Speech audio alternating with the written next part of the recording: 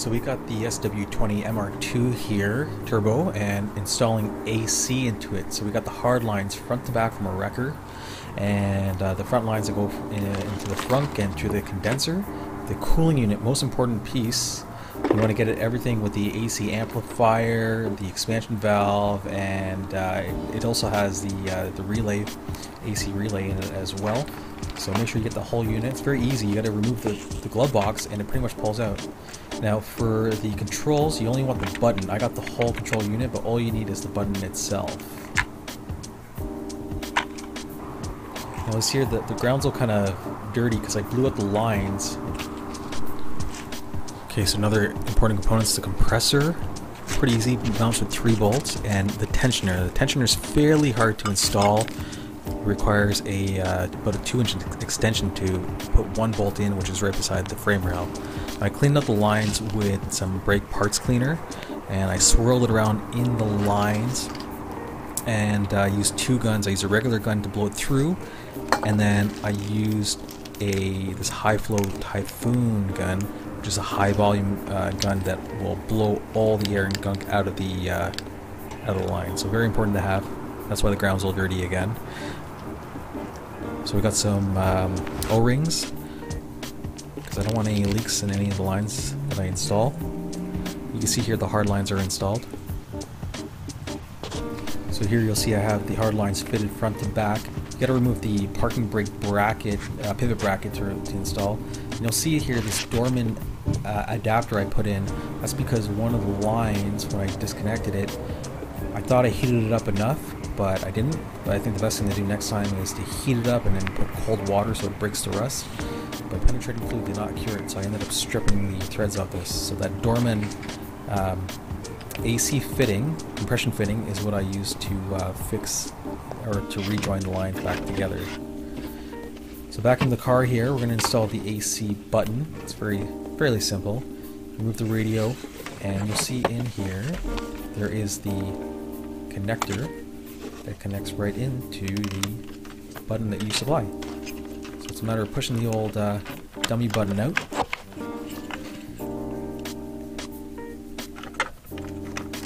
And sliding in the new AC button. Now I vinyl wrapped this button just because you saw how worn out it was before. And it just clicks in. So everything's kind of easy here because all the connectors to put AC in the car are already there in the harness. Okay, so I removed the glove box. It's about 4 bolts and the whole thing just drops right out. And you'll see in here there's a duct. That's where the cooling system goes. So you just got to remove that. It's 3 bolts, I believe, or 4 bolts, I believe. So there's our connector for the cooling box. Now the dummy connectors is into it. You see there's a couple of yellow and red wires. Keep that dummy connector because the rad fans will stay running until the AC system is completely installed. Alright, so there's everything installed or ready to go on the cooling unit, the relay, the AC amplifier, and the drain tube. So the whole assembly here is ready to go. This is how you should buy it straight out of a wrecked car, because a lot of us used to worry about it. Now I have the passenger seat removed. I suggest you do the same so you give yourself lots of room to move around. So bolts removed, and this duct here pretty much slides right out. There's 2 holes that will go through the firewall into the frunk. There's a cover on that, so you got to remove it from the other end.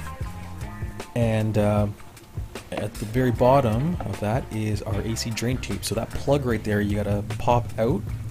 I pushed it pretty much all the way through, and it landed on the ground outside of the car. Okay, so here's a new cooling box installed. Now you'll see at the very top that red stud. I can't seem to get it on because this bracket right here is in the way. You want to remove this, otherwise you will cut your hand, and it's very sharp. And you'll have a hard time getting you won't be able to get the cooling box on without removing that. It's only about 3 to 4 10mm bolts and a couple clips, a couple connectors that have to be disconnected. Now everything's back connected. Sorry, this is going really fast, you guys. Here's my AC drain tube already flowing down under the car. And I just have to reinstall that one bracket that would initially cut your hands, but now that's gone. So yeah, there's AC unit, cooling unit is hooked up. and we're almost done with everything inside the car. So coming up to the front here, you'll see the lines coming through the firewall. I've already connected one of the hard lines that goes to the condenser.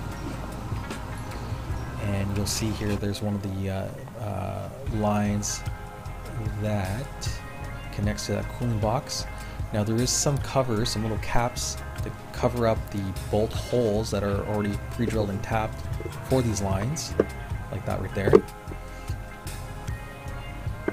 So you'll have to remove that. And there's another dummy connector, so keep these dummy connectors just in case. Okay, so moving on to the front of the car, here is my brand new condenser. I did not remove the bumper for this. It's actually a really hard job to install this thing. I'm sorry I didn't provide more instructions for it, but I did have to remove the radiator back in order to slide it in. And there's my new or used condenser fan, because the car was not equipped with that. There's the AC receiver dryer, which mounts under the left side or the driver's side of the car, and it mounts into a bracket. I also made a couple of brackets. Just spent some sheet metal to hold the condenser in. There's already pre-drilled tapped holes, and there's the receiver dryer installed as well. The receiver driver goes along the frame rail and over the tie rod and in through the bottom of the frunk, which you'll see here. There it is, coming through. There's a grommet that covers that hole, and it runs along the firewall and to the other line of the cooling unit. So another piece you need is the idle bump up valve, which is located at the left rear of the car. And here's a schematic. Everything highlighted in red are all the components you need. If you're going for a wrecked car, these are all the components you're going to have to pull and the location of them. So I hope this helped some people out. It's not too hard to do. It's not impossible. It's not the worst car to put AC on. It doesn't require removing the dash, which is great. And we're pretty lucky that all we have to do is remove the glove box just to install the cooling unit. So there you have it. All the connectors are there, and it's just a matter of getting the hardware and connecting everything up. The hardest part of the job, I would say, is installing the condenser, which you have to loosen up the radiator and the hoses and push the radiator back without twisting it.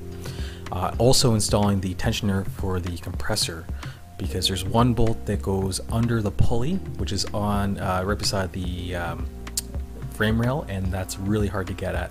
So other than that, it's a pretty easy job.